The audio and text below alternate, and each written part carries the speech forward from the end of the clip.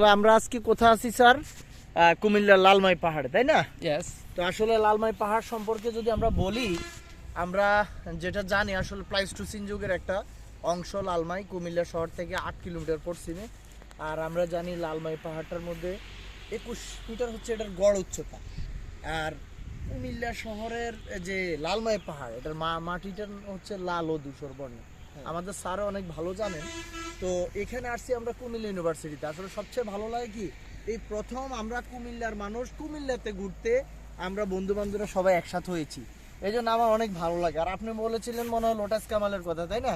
আসলে তিনি আমাদেরকে যে একটা ইউনিভার্সিটি উপহার দিতেছেন, বর্তমানে নতুন ভাবে কাজ চলতেছে, এটা আমাদের আসলে সৌভাগ্যের বিষয়। আসলে কুমিল্লা যে এত সুন্দর হয়ে গেছে।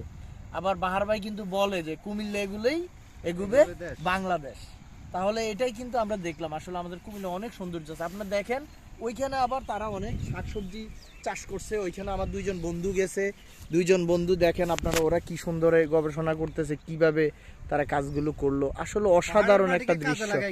হ্যাঁ হ্যাঁ, পাহাড়ের মাটিগুলোকে কিভাবে কাজে লাগানো যায়, এগুলো আর কি। আরো অধিকতর উৎপাদনমুখী করা হ্যাঁ যায়। হ্যাঁ, আসলে অসাধারণ একটা সময় আমরা উপভোগ করতেছি।